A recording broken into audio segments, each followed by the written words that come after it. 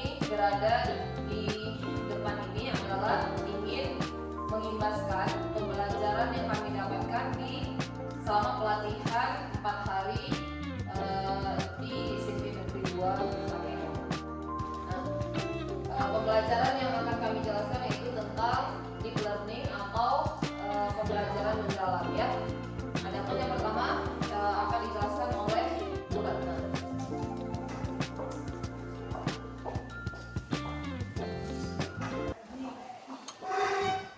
Sebelumnya terima kasih Bapak dan Ibu atas kesempatannya. Sebelumnya saya ingin bertanya, apakah Bapak dan Ibu sudah pernah tahu atau dengar tentang deep learning, pembelajaran mendalam? Belum. Menurut Ibu, deep learning dengan pembelajaran mendalam ini sama nggak? Sama ya Bu. Deep learning, pembelajaran mendalam ini sama. Di sini definisi dari deep learning adalah pembelajaran mendalam merupakan pendekatan yang memuliakan dengan menekankan pada penciptaan suasana belajar dan proses pembelajaran berkesadaran, bermakna, mengembirakan melalui olah pikir, olah hati, olah rasa, dan olahraga secara holistik dan terpadu. Maksudnya di sini memuliakan adalah Bapak Ibu, kita harus memuliakan peserta didik kita. Kita tidak boleh menerapkan misalnya anak itu kan ada anak kita itu yang menerima pelajaran itu lambat ya. Kita tidak boleh langsung bilang kamu itu bodoh, kamu itu tidak bisa. Di pembelajaran mendalam ini itu yang kita harus terapkan. Di mana ada yang namanya berkesadaran. Berkesadaran ini misalnya kita kepada peserta didik harus kita beri dia kesadaran apa sebenarnya itu belajar. Apa manfaatnya untuk dia. Baru ada yang namanya bermakna. Setelah itu kita terapkan. Kalau dia bermakna ini dia jadi tahu dari aku tadi apa itu sebenarnya belajar. Jadi dia tahu oh kalau saya belajar ini manfaatnya buat saya. Dan ada yang namanya mengembirakan. Jadi setelah dia tadi ada berkesadaran dan bermakna dia jadinya tahu apa itu pentingnya belajar buat saya. Kenapa saya harus belajar? Karena dia udah tahu kan timbul itu rasa kegembiraan ya Bu. Karena dia kan udah tahu, udah bisa. Jadi dia timbul rasa kegembiraan melalui katanya olah pikir, olah hati, olah rasa, dan olahraga secara holistik. Ini maksudnya Bapak Ibu melalui olah pikir ini maksudnya konektif, afektif, emosional, dan afektif, psikomotorik. Itu maksudnya di sini Bapak Ibu secara holistik katanya, secara selaras dan terpadu. Ini dia Bapak Ibu, mengapa perlu pembelajaran mendalam? Sebenarnya waktu pelatihan itu saya juga bertanya Bapak Ibu, sebenarnya pelajaran mendalam ini apa? Apakah dia strategi baru atau kurikulum baru atau dia itu apakah dia model pembelajaran baru? Sebenarnya saya juga bertanya sebelumnya.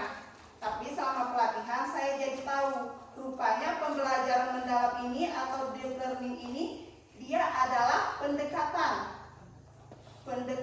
mendalam atau strategi belajar, di mana di sini kita menuntut siswa itu untuk aktif dan kita bisa menerapkannya ke dalam kehidupannya nyata. Ini dia Bapak Ibu, mengapa perlu pembelajaran mendalam? Melengkapi pendekatan pembelajaran dengan menambahkan karakteristik praktik pedagogis. Itu maksudnya ada di dalam keterlibatan, berkesadaran, memuliakan, pengembangan budaya belajar, pemanfaatan teknologi, multi interdisiplin ilmu pengetahuan. Sebelumnya Bapak Ibu, di dalam deep learning ini ada yang namanya juga pola pikir. Ini sangat penting kita terapkan di dalam pembelajaran mendalam. Menurut Bapak Ibu, apa itu pola pikir?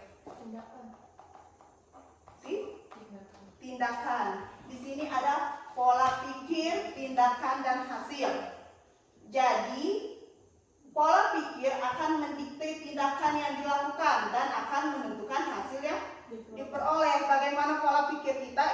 akan menghasilkan tindakan, dan tindakan kita itu yang akan menjadi hasil.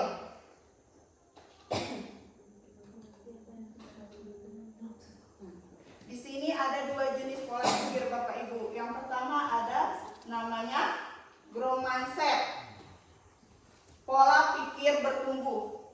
Ada juga yang namanya fixed mindset, pola pikir tetap, di mana growth mindset, pola pikir bertumbuh ini keyakinan bahwa kecerdasan dan keterampilan itu bisa dikembangkan lewat belajar dan usaha. Sedangkan fixed mindset ini adalah keyakinan bahwa kecerdasan dan keterampilan itu bersifat tetap, tidak banyak yang bisa diubah. Di dalam deep learning ini juga jadi salah satu faktor yang paling penting Bapak Ibu. Misalnya, anak itu, tadi kan kita ada anak-anak yang saya bilang mungkin dia kurang dalam memahami. Jadi kita sebagai guru harus memotivasi dia dengan apa? Dengan yang namanya tadi growth mindset. Kalau kita sendiri sebagai pendidik gak punya growth mindset, mungkin kita bilang sama anak itu, anak itu memang seperti itu. Saya berapa kali sudah saya ajar, dia emang tidak mau mengerti. Jadi kita nggak mau tahu. Jadi itu kita juga termasuk yang namanya fixed mindset. Tapi kalau kita misalnya growth mindset, kita bisa mengajak anak itu. Misalnya, apa yang kurang kamu tahu nak? Kenapa seperti itu? Kita kasih dia proses untuk bisa menjadi growth mindset. Jadi dia bisa belajar, bisa berproses. Ini ada kata-kata dari Pak Abdul Muti, Menteri Pendidikan kita. Apa katanya? Kalau orang berpikir dengan growth mindset, maka dia yakin masalah hanya sedikit itu, jalan keluarnya banyak. Karena itu jangan menyerah, jangan putus asa, yakinlah ada jalan keluarnya. Jadi kalau kita berpikiran dengan growth mindset, jadi masalah yang kecil tadi bisa kita selesaikan. Tapi kalau kita cuma berpikir dengan fixed mindset, kita nggak mau tahu lagi. Misalnya kita ada masalah, itu kita menganggapnya sebagai beban pada diri kita. Jadi kita nggak mau tahu, udahlah aku malas nih. Misalnya kita punya materi kayak gini, deep learning. Apa sih deep learning ini? Kalau kita nggak mau tahu, ini kayak merasa kita beban kan? Kita merasa beban. Tapi kalau kita tadi punya pemikiran growth mindset, aku mau cari tahu apa ini, bagaimana pendekatannya di dalam FPS. Seperti itu Bapak Ibu. Ini tadi dia ada pola pikir tetap dan pola pikir bertumbuh, PPT dan PBB. Di sini ada yang di atas ini pola pikir tetap dan pola pikir bertumbuh. Kalau di dalam tantangan ya Bapak Ibu ya, kalau bahasa Indonesianya ya, tantangan. Kalau misalnya di pola pikir tetap ini, dia akan menghindar, dia nggak mau, dia udah merasa menyerah, aku ini nggak bisa, aku nggak pintar, aku nggak mau kayak gitu. Tapi kalau misalnya di dalam pola pikir bertumbuh itu dia menerima, dia mau mencoba, aku mau mencoba nih, aku pasti bisa. Dia mau berusaha, walaupun dia gagal, dia mau terus mencoba lagi. Baru ada yang namanya all step. Apa nih artinya Pak Robi? Kalau bahasa Indonesianya?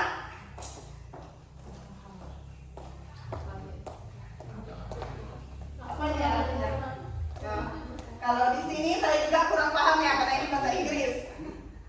Kalau di sini, apa yang namanya tadi ya? Lupa saya. Rintangan ya Pak ya? Rintangan ya? Oh, Ibu Nora ya? Rintangan. Kalau di dalam rintangan ini, kalau orang berpikir secara PTT, Bu, dia akan menyerah. Dia nggak mau mencoba lagi.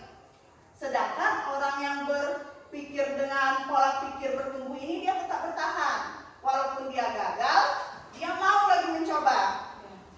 Baru di sini ada yang namanya upaya. Kalau orang dengan PPT ini, dia merasa itu mubazir, dia merasa itu sia-sia, nggak ada gunanya, nggak ada manfaatnya untuk dirinya. Sedangkan orang yang berpikiran dengan PBB ini, dia merasa itu peluang. Seterusnya ada kritik. Kritik ya. Kalau orang yang berpikir dengan pola pikir tetap ini, dia itu merasa serangan. Dia merasa ini sebagai beban buat dirinya. Sedangkan orang yang berpola pikir bertumbuh ini, dia merasa itu menjadi ilmu, menjadi informasi, menjadi masukan untuk dia ya, untuk lebih berkembang. Selanjutnya ada sukses. Oke nih. Sukses orang lain. Kesuksesan orang lain, Bapak Ibu ya. Di sini kalau misalnya berpola pikir tetap, dia merasa ancaman. Kalau orang sukses itu dia merasa ancaman buat dia. Dia merasa seperti dijatuhkan ya. Dia merasa tidak senang. Tapi kalau orang berpola pikir bertumbuh ini, dia merasa itu jadi inspirasi. Itu jadi masukan buat dia. Oh, kenapa dia bisa? Kenapa aku nggak bisa? Berarti mungkin aku harus lebih berusaha. Nah, ini dia Bapak Ibu. Di sini ada suara pola pikir tetap dan suara pola pikir bertumbuh. Di sini ada contohnya. Kalau orangnya berpola pikir tetap, seperti ini kata-katanya. Kalau saya gagal, berarti saya tidak mampu. Udah cukup dia di situ, dia nggak mau lagi. Nggak mau lagi dia untuk mencoba. Sedangkan di suara pola pikir bertumbuh ini, dia kalau saya gagal, berarti saya harus belajar dan mencoba lagi.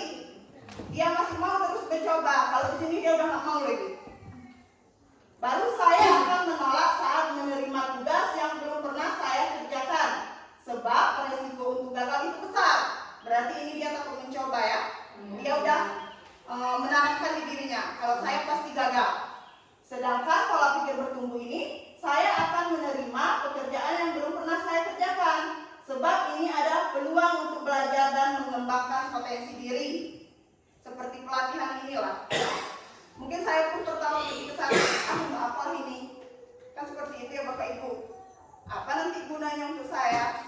Supaya setelah saya belajar beberapa hari selama 4 hari, jadi saya pun ada mendapatkan ilmu walaupun tidak banyak, seenggaknya sedikit ada saya dapatkan. Saya tahu jadinya bagaimana deep learning ini, bagaimana penerapannya di dalam RPM.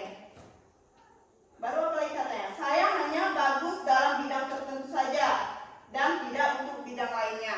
Sedangkan pola pikir bertumbuh ini, saya bisa belajar apapun juga yang saya mau, termasuk hal-hal yang sulit sekalipun. Berarti dia masih mau mencoba ya Bapak Ibu ya. Baru apa katanya lagi yang terakhir? Kecerdasan dan kemampuan adalah segalanya dan akan menjadi faktor yang menentukan sukses tidaknya. Berarti dia merasa kalau dia itu nggak cerdas, berarti dia tidak bisa. Belajar dan berusaha adalah faktor kunci yang menentukan sukses tidaknya seseorang. Padahal kalau kita mau berusaha, kalau kita mau belajar, semua bisa kita lakukan. Mungkin saja bisa kita sukses kan? Prosedur interpelasi pola pikir. Ini katanya Bapak Ibu. Saat melihat murid yang mau menyerah ketika menemui tantangan atau kesulitan, segera dorong dia untuk mencoba lagi. Ini seperti yang saya katakan tadi. Ada anak kita yang mungkin lama dia untuk menerima pelajaran. Kita nggak boleh langsung mengatakan dia, mengejat dia tuh bodoh, kamu nggak bisa. Kita tuh harus berusaha untuk mendorong dia supaya dia pun tadi nggak punya pemikiran fixed mindset tadi. Kalau kita udah pertamanya aja kita udah kasih kata-kata dia yang dengan kamu bodoh, itu kan dia jadinya minder. Dia jadi nggak mau lagi, dan bahkan mungkin kalau kita masuk nanti sama dia udah nggak suka sama kita. Baru pada saat murid mau mencoba lagi, segera beri pujian proses karena telah mau berusaha. Walaupun hasilnya itu tidak maksimal, kita nggak boleh langsung kita marahin dia, langsung kayak tadi kita menghujat dia. Kita harus memberi pujian, walaupun misalnya nilainya itu tidak melewati KKM. Lalu jelaskan kepada murid tersebut tentang PTT dan PBB. Ini yang tadi kita bahas Bapak Ibu. Pola pikir tetap dan pola pikir bertumbuh. Dan perbedaan utamanya pada saat menghadapi tantangan dalam belajar. Jadi untuk anak-anak kita juga kita harus menerapkan pola pikir bertumbuh. Supaya dia bisa berkembang dalam prosesnya. Jelaskan kepada murid bahwa berbuat salah merupakan cara otak untuk belajar dan berkembang. berkembang.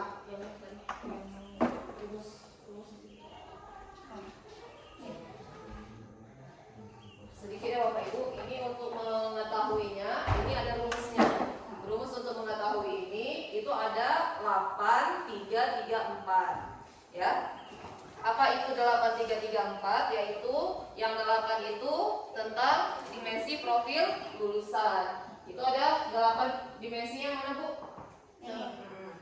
Yang pertama ada keimanan dan ketakwaan, kemudian kewarganegaraan, kreativitas, kemandirian, komunikasi, kesehatan, kolaborasi, penalaran kritis. Nah, kemudian apa lagi yang tiganya? Yang ketiganya itu ada prinsip pembelajaran. Itu ada bermakna, berkesadaran, dan menggembirakan. Kemudian ada yang tiga lagi itu pengalaman belajar, yaitu memahami, mengaplikasi, merefleksi. Kemudian ada yang 4. Tadi rumusnya terakhir 4 itu ada praktek pedagogis, lingkungan pembelajaran, pemanfaatan digital, dan kemitraan pembelajaran. Silakan dilanjutkan.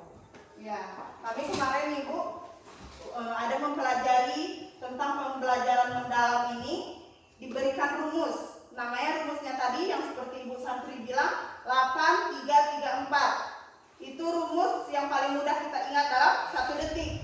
Dimana yang udah Ibu Santri jelasin tadi, kenapa dibilang 8? Karena di dimensi profil lulusan ini ada 8 kriterianya. Ada yang namanya tadi kan ada keimanan dan ketakwaan, kewarganegaraan, sampai komunikasi. Itu ada 8. Makanya dikatakan 8 dimensi profil lulusan. Baru di prinsip pembelajaran ini ada 3. Ada yang namanya berkesadaran, bermakna, dan mengembirakan. Pengalaman belajar ini juga ada 3. Memahami, mengaplikasi, dan merefleksi. Dan yang terakhir ada 4 kerangka pembelajaran. Praktik pedagogis, kemitraan pembelajaran, lingkungan belajar, dan pemanfaatan digital. Makanya dia tadi dirumuskan dengan apa Ibu? 8, 3, 3, 4. Di sini saya akan memberi sedikit ilmu ya, yang saya dapat kemarin Bapak Ibu selagi masih saya ingat. Kemarin kebetulan fasilitator saya itu Ibu Linda Pak, Ibu Linda. Dan saya juga nggak sama kemarin sama Ibu Santri kelasnya. Kami kemarin dibagi 3. Ibu Santri beda kelasnya sama saya.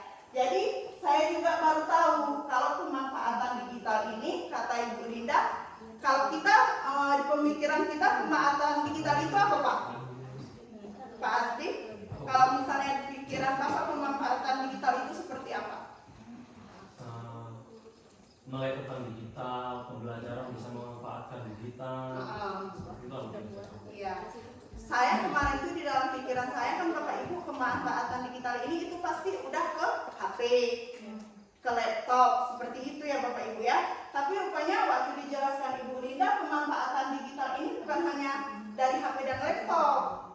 Jadi bahan yang misalnya mau kita buat di dalam RPM kita itu kan ada misalnya bahannya kita buat dari Canva atau PPT, itu kalau udah kita print, itu rupanya udah termasuk pemanfaatan digital. Jadi nggak selamanya pemanfaatan digital ini harus berupa laptop dan HP. Rupanya dengan kertas yang udah kita print tadi itu juga udah namanya pemanfaatan digital Bapak Ibu.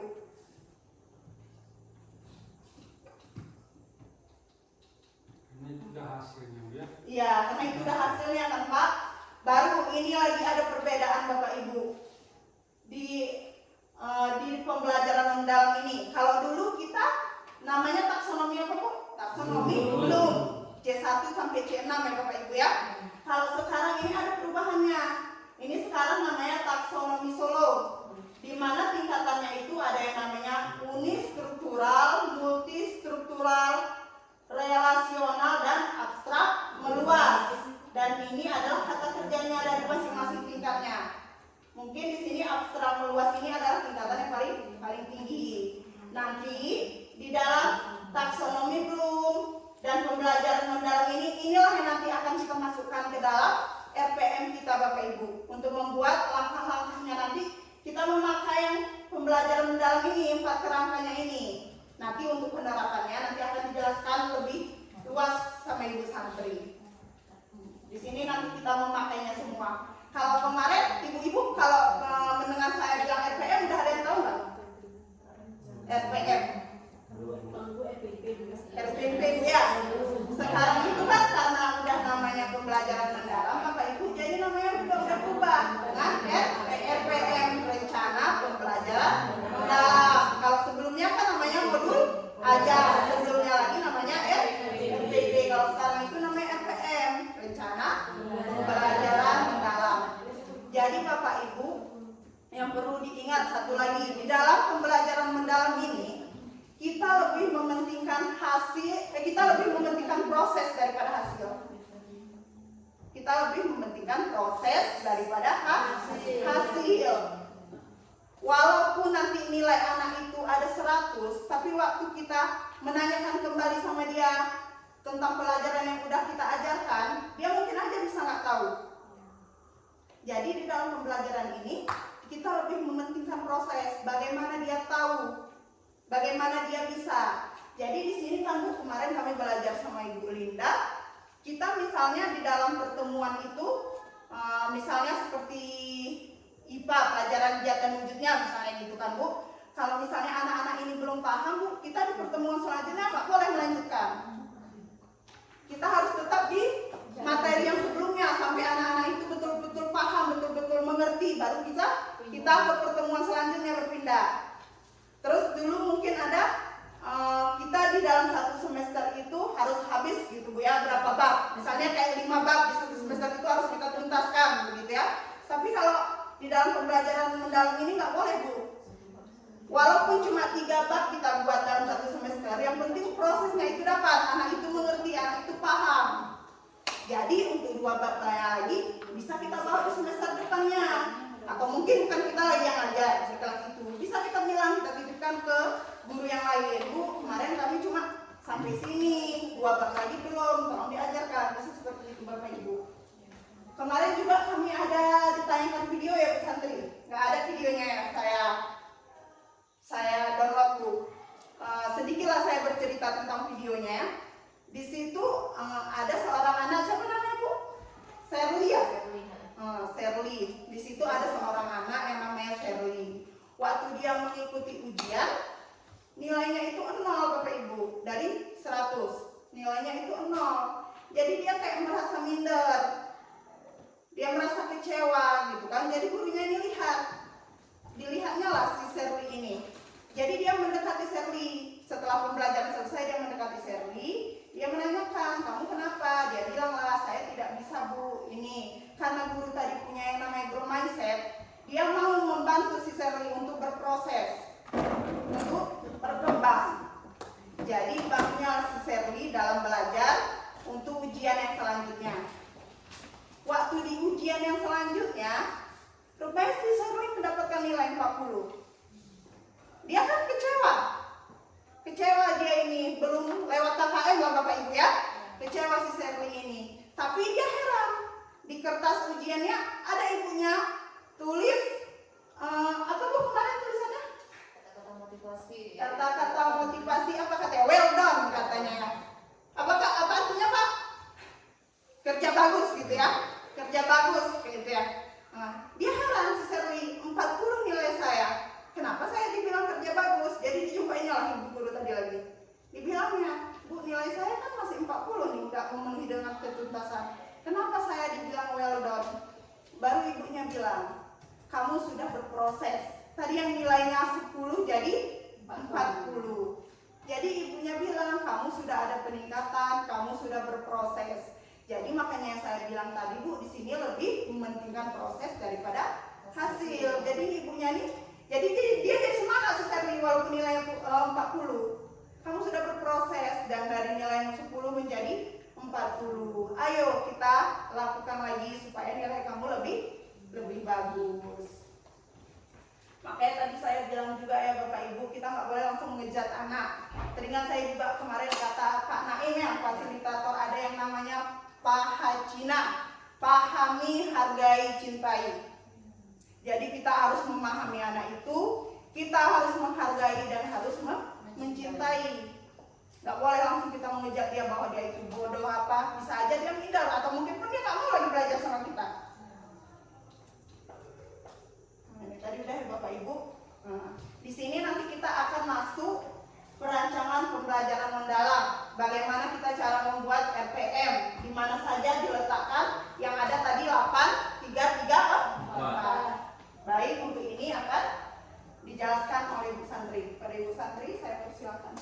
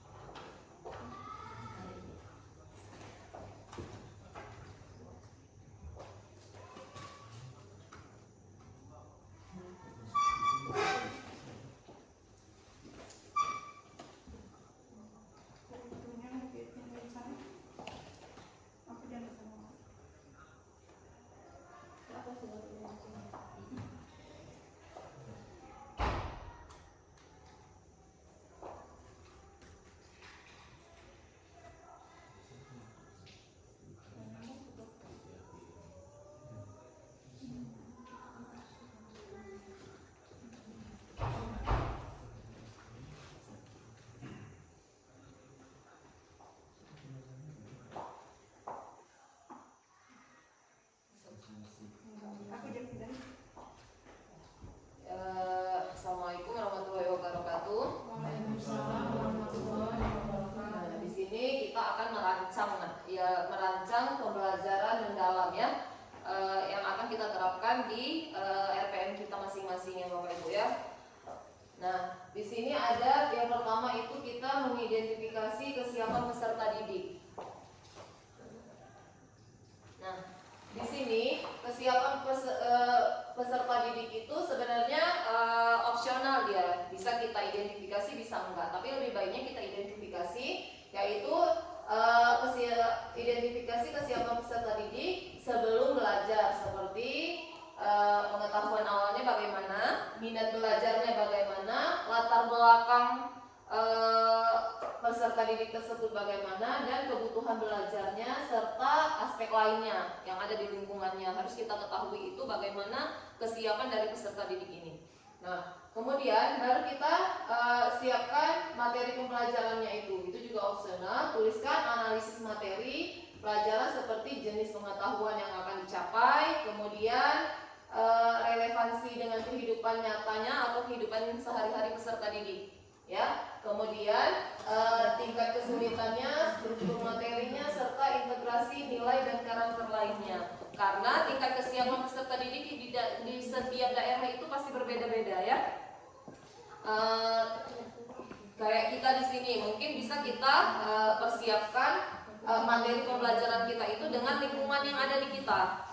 Nah, misal kita mau, kalau di IPA itu misalnya mau mempelajari tentang pelajaran fluida. Ya, tentang fluida itu bisa kita bawakan terus ke air misal kayak gitu, atau mau tentang ekosistem kita suruh terus dia mengamati di lingkungan kita, ada kolam misal, di dalam kolam itu ada apa aja. Nah, itu yang dikatakan dengan pembelajaran mendalam, yaitu langsung ke lingkungan, langsung ke kehidupan nyatanya, supaya mereka itu tahu apa yang dipelajarinya itu bermakna dan dapat diterapkan di dalam kehidupan sehari-hari, tidak sia-sia mereka mempelajari itu gitu ya. Kemudian ada dimensi lulusan. Nah, dimensi lulusan tadi kan kita ada pelajari ada berapa Bapak Ibu? Ada 8 dimensi lulusan. Nah, di dalam satu kali pertemuan itu kita tidak harus membuat ke-8 dimensi lulusan itu. Bisa aja kita memakai minimal berapa Bu? 3. Ya, bisa kita buat di situ keimanan dan ketakwaan, tergantung materi apa yang kita bawakan. Nah, kemudian capaian pembelajaran itu kan kita udah dapat ya. Kita udah dapat dari nasional ya Bu ya, dari kementerian. Sekarang ada Morpen baru ya Pak, nomor 46 tahun 2005. Sekarang kita pakai yang itu. Ya, CP yang terbaru itu sudah ditentukan. CP-nya. Kita tinggal mengadopsi dari CP yang sudah ditentukan, kita tuangkan ke dalam pembelajaran kita. Materi apa yang akan kita bawakan.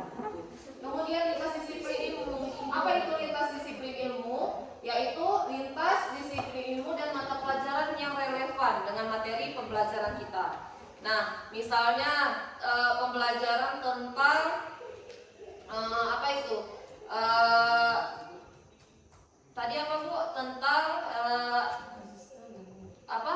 Zat, misalkan tentang zat dan wujudnya. Nah, kita terapkan, misalnya di situ kadang kita membuat laporan, berarti kita disiplin ilmunya itu dengan bahasa Indonesia, karena membuat laporan kan, langkah-langkah cara membuat laporan kita ada menerapkan tentang pelajaran bahasa Indonesia-nya di situ. Kemudian kita kaitkan dengan pelajaran agama, misal itu kenapa terjadinya ada pemisahan antara zat padat, zat cair dan gas, gitu, bisa kita kaitkan. Nah, bisa juga beberapa lagi mata pelajaran yang bisa kita kaitkan. Kemudian tujuan pembelajaran itu yang mencakup kompetensi dan konten pada ruang lingkup materi dengan menggunakan kerja opsional yang relevan. Nah, ya, tujuan pelajaran ini wajib di dalam kelas juga harus kita kasih tahu sama peserta didik kita apa tujuan pembelajaran kita pada saat kita masuk ke dalam kelas. Kemudian sebenarnya tujuan pembelajaran ini harus kita tentukan bersama dengan peserta didik. Apakah mereka cocok dengan pelajaran itu atau tidak? Makanya tadi dibilang sama Bu Ratna pertama tadi, peserta didik itu bukan anak murid yang bisa kita atur sebagaimana yang kita mau, tapi anak murid itu partner kita, kolaborasi kita dengan mereka, supaya kita dapat pembelajaran yang bermakna dari mereka, kita dapat pembelajaran dari mereka, dan mereka dapat pembelajaran dari kita. Saling berkolaborasi, ya Bapak Ibu ya. Kemudian topik pembelajarannya, topik pembelajaran itu yang relevan dengan capaian tujuan pembelajaran tadi. Nah, topik pembelajaran dengan capaian pembelajaran itu harus relevan, tidak boleh melenceng dari capaian pembelajaran kita.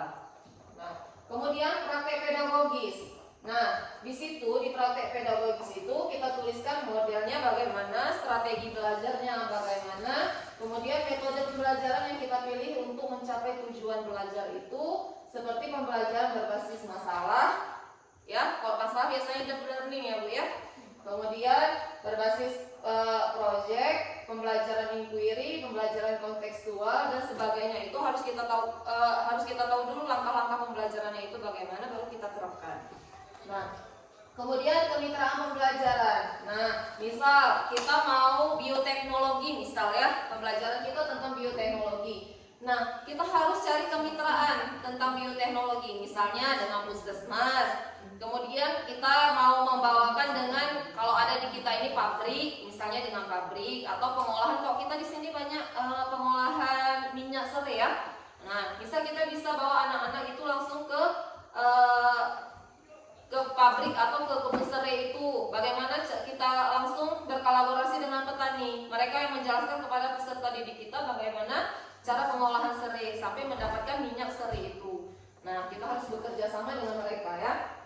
Kemudian lingkungan pembelajaran. Nah, lingkungan pembelajaran di sini yang ingin dikembangkan dalam budaya belajar, ruang fisik atau ruang virtual. Nah, budaya belajar dikembangkan secara agar tercipta iklim belajar yang nyaman dan saling memuliakan. Itu tadi ya, antara kita sama siswa, antara kita sama guru itu harus saling memuliakan. Nah, kemudian contoh memberikan kesempatan kepada siswa untuk menyampaikan pendapatnya dalam ruang kelas dan forum diskusi pada platform daring atau virtual ya. Nah, itu kita sering-sering mengapresiasi apapun pendapat siswa kita.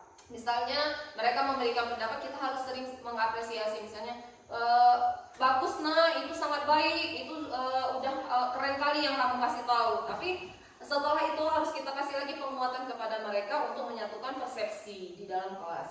Nah, kemudian pemanfaatan digital itu yang kayak dibilang sama Bu Ana tadi. Pemanfaatan digital itu tidak selalu tentang proyektor, komputer, handphone, nggak selalu kayak gitu. Bisa aja mungkin kayak kita ini terbatas, proyektor kita cuma ada satu, mungkin bisa kita printkan terus kita tunjukkan gambar-gambar, atau kita ada apa namanya Bu Nova, carta ya. Nah, carta itu bisa kita tampilkan di kelas, kita tunjukkan, itu udah termasuk dengan pemanfaatan digital. ya.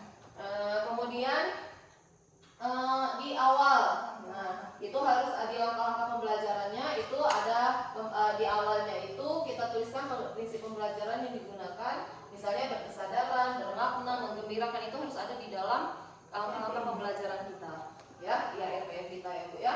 Nah di situ ada pembuka dari proses pembelajaran yang bertujuan untuk mempersiapkan peserta didik sebelum memasuki inti pembelajaran. Kegiatan dalam tahap ini meliputi orientasi yang bermakna, apresiasi, dan kontekstual dan motivasi yang menggembirakan. Nah, itu sama seperti yang RPP kita atau modul ajar kita yang sudah. Itu harus ada kita buat pembuka, kemudian kesepakatan kelas, mungkin ya. Terus apalagi biasanya di awal itu kita buat di RPP kita? Persepsi, kemudian pertanyaan pemantik ya. Tujuan itu yang sangat penting. Tujuan harus kita tunjukkan, gitu ya Bapak Ibu. Kemudian di inti itu pada tahapan ini siswa aktif terlibat dalam pengalaman belajar, memahami, mengaplikasi, merefleksi, guru menerapkan prinsip pembelajaran berkesadaran, bermakna, menyenangkan untuk mencapai tujuan pembelajaran. Nah, di inti ini kan kita misalnya mau menayangkan video gitu kan. Nah, bagaimana caranya siswa itu dapat menyerap video itu dengan rasa menggembirakan, bermakna, berkesadaran itu tadi, supaya dia itu dapat nyaman. Maksudnya kayak mana ya? Aktif mereka itu, misalnya setelah menayangkan video mereka itu bertanya sama kita, aktif interaksi kita sama siswa. Nah, kemudian ada memahami. Nah, di memahami ini prinsip pembelajaran yang digunakan yaitu berkesadaran, bermakna, atau menggembirakan. Tuliskan kegiatan pembelajaran yang memfasilitasi peserta didik aktif, itu yang saya kasih tahu tadi ya, dapat memahami serta konsep dari materi dari berbagai sumber atau konteks ya. Nah, kemudian ada mengaplikasi tadi kegiatan yang mengkondisikan pengalaman belajar. Itu kayak kita tadi langsung kita terjunkan ke lapangan, langsung kita lihat ke ke pabrik-pabrik, atau kita kerjasama dengan puskesmas, mungkin di materi-materi tertentu ya Bapak Ibu ya. Kemudian kita refleksi, tuliskan prinsip pembelajaran yang digunakan. Nah, misalnya kegiatan yang mampu memfasilitasi peserta didik, mengevaluasi dan memakai proses serta hasil dari tindakan atau praktik nyata. Nah, kita merefleksi peserta didik itu setelah misalnya kita pulang dari kayak pabrik tadi kan. Nah, kita tanya pada anak-anak itu bagaimana langkah-langkah yang mereka ketahui dari apa yang mereka dapatkan setelah keluar tadi, ya Bapak Ibu ya. Kemudian di penutup itu tahap akhir dalam proses pembelajaran yang tujuannya memberikan umpan balik yang konstruktif pada siswa atas pengalaman belajar yang telah mereka lakukan. Nah, di situ kita mengevaluasi, mengumpulkan pendapat, dan kita menyimpulkan, mengevaluasi apa hasil yang mereka dapatkan, kita simpulkan atau kita refleksikan bersama-sama, baru kita tutup. Ya, langkah-langkah penutupnya itu sama dengan sebelumnya. Nah, asesmen pembelajaran itu tuliskan teknik dan instrumen penilaian. Nah, jadi instrumen penilaiannya itu apa yang kita tuangkan dalam langkah-langkah pembelajaran tadi harus kita lampirkan di dalam asesmen pembelajaran ini. Misal di dalam langkah tadi yang di inti kita kan ada, misalnya kita membuat LKPD, setelah penayangan video kita buat LKPD.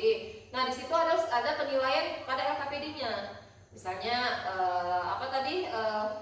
penilaian kolaborasinya bagaimana, keaktifan siswanya bagaimana, ya kan? Itu yang sering kita lakukan, saya kira ya Bapak Ibu ya. Kemudian tadi kita tuangkan kayak yang di awal tadi ada profil, dimensi profil tadi ya. Dimensi profil itu harus misalnya kita taruh 3, berarti di asesmen pembelajarannya itu harus ada 3 penilaian kita. Bagaimana misalnya tentang apa tadi, keimanan dan ketakwaannya bagaimana selama proses pembelajaran gitu kan, dan lain-lainnya. Saya kira itu ada ya Bapak Ibu ya yang udah kita terapkan di pembelajaran kita ya. Nah, asesmen itu ada 3 ya Bapak Ibu ya yang kita ketahui. Apa itu Pak? Bu? Iya, awal, proses, dan akhir ya. Itu sama, masih tidak ada yang berubah. Tapi yang kita tekankan di RPM ini adalah pembelajaran yang bermaknanya tadi, yang kita terapkan, misalnya yang kita masukkan ke dalam lingkungan tadi ya Bapak Ibu ya. Bagaimana mereka itu dapat menyerap pembelajaran itu dengan gembira ya, dengan berkesadaran dan bermakna. Mungkin ada yang mau ditanyakan sampai di sini Bapak Ibu?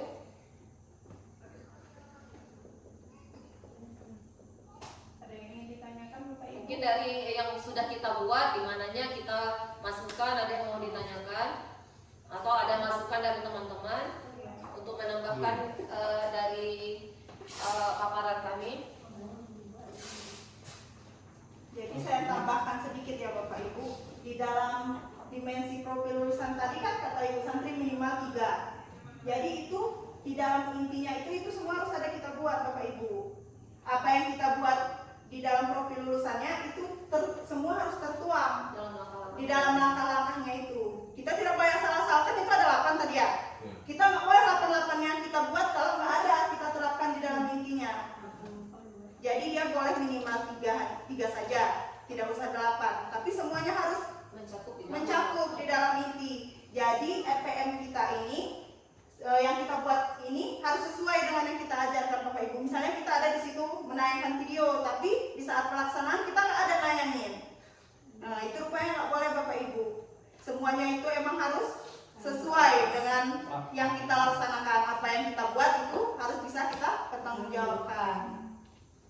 Baik Bapak Ibu. Sama juga dengan media digital tadi ya Bapak Ibu ya. Misalnya kita pakai proyektor, harus ada kita tuangkan proyektor. Iya. Misalnya kita pakai internet, harus ada internetnya. Kalau tidak ada, berarti tidak usah kita tuliskan di dalam RPM kita.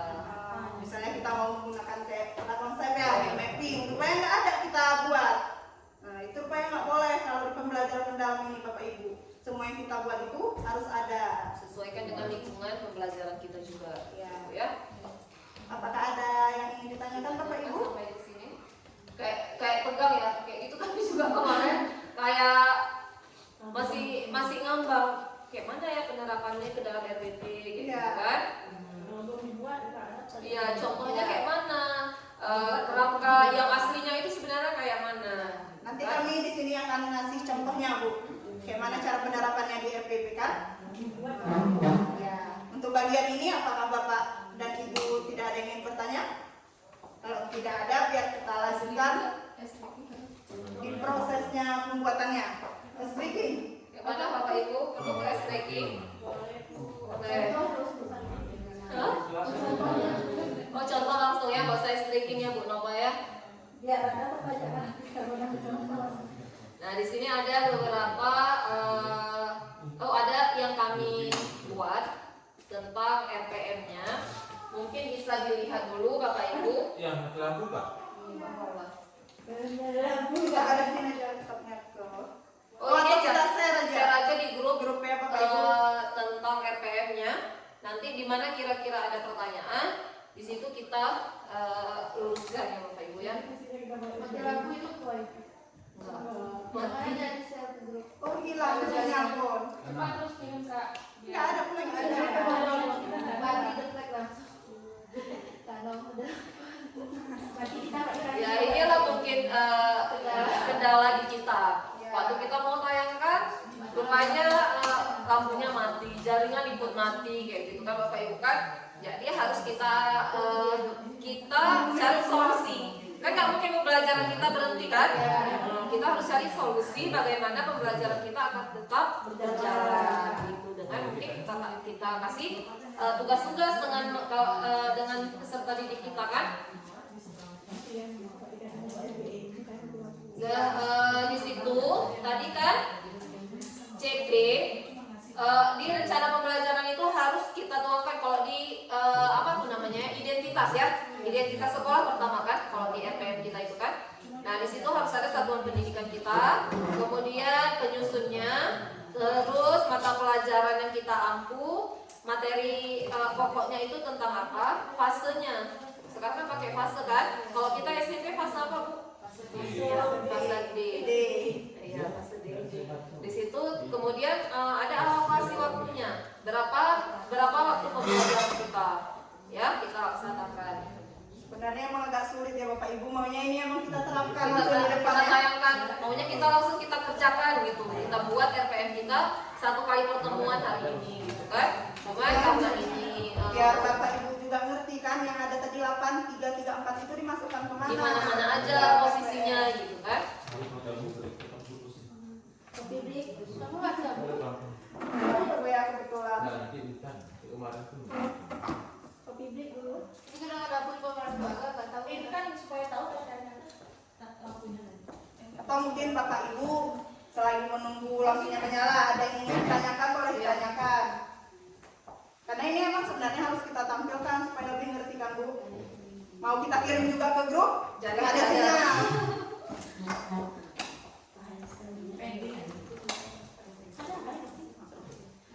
Bapak Ibu, mungkin karena ada kendala kita mati lampu, kita break aja dulu.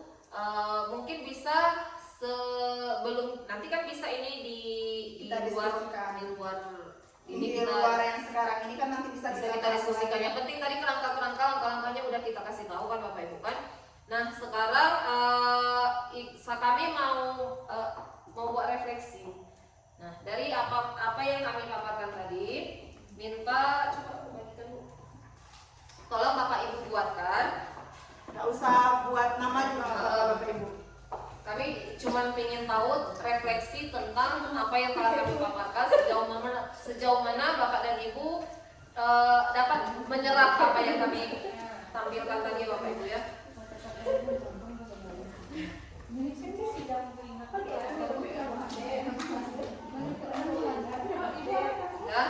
Ya, yang pertama Bapak Ibu tuliskan 3 pembelajaran mendalam yang Bapak atau Ibu ketahui yang dari kami paparkan tadi ya Bapak Ibu ya. Tuliskan 3 pembelajaran mendalam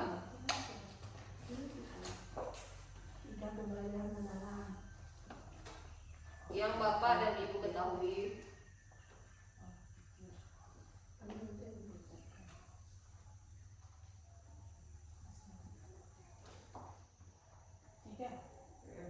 Tiga aja Bapak Ibu.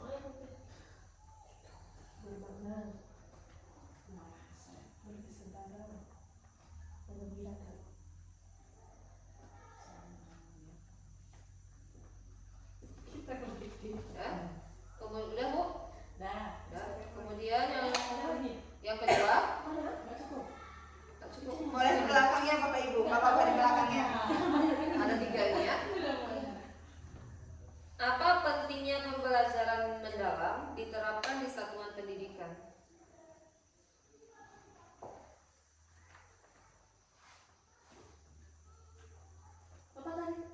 Apa pentingnya pembelajaran mendalam diterapkan di satuan pendidikan?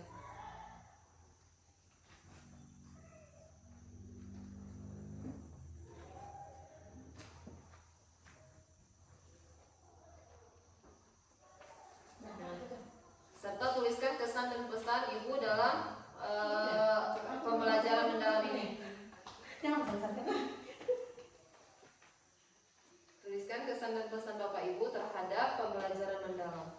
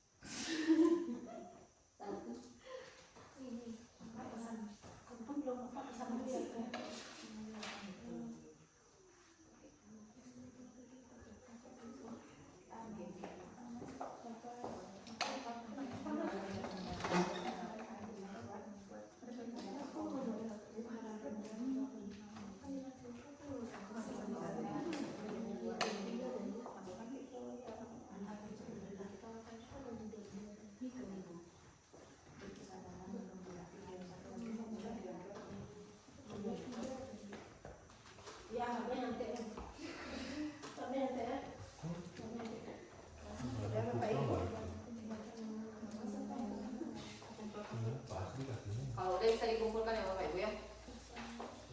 Oh, kami ambil. Ini nih.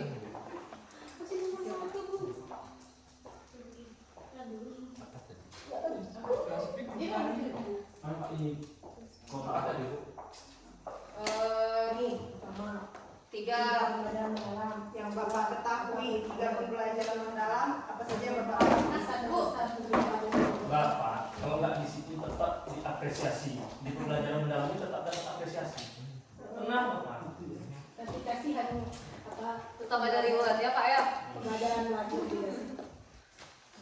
Betul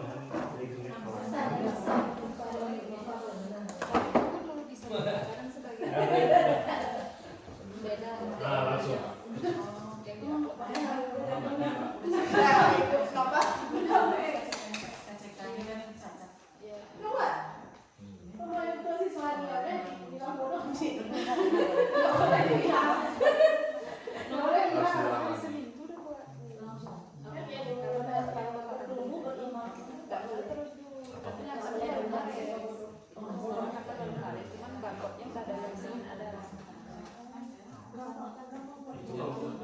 kalau perspektif kita berkembang atau kita bertahu perspektifnya bisa menyesuaikan.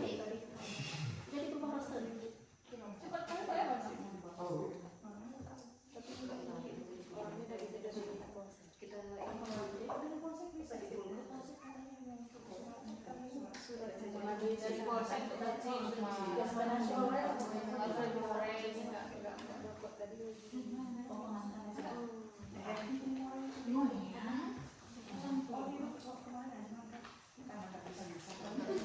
Terima kasih Bapak Ibu atas refleksi yang telah diberikan.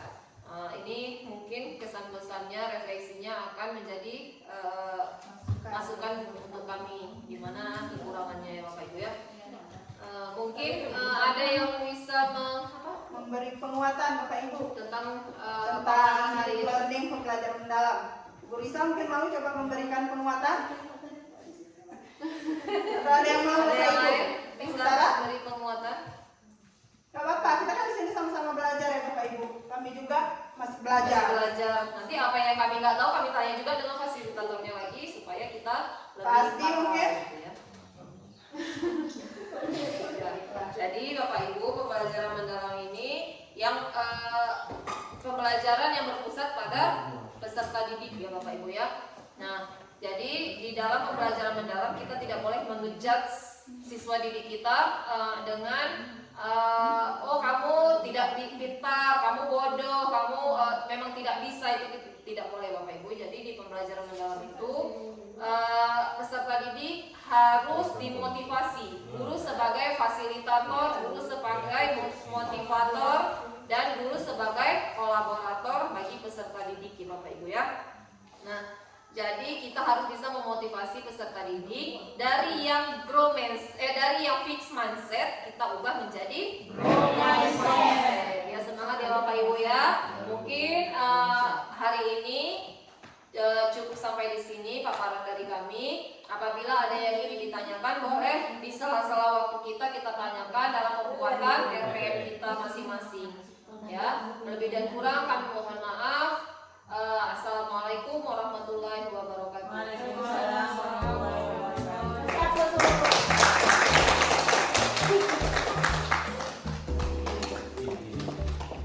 Sebenarnya kan Bapak Ibu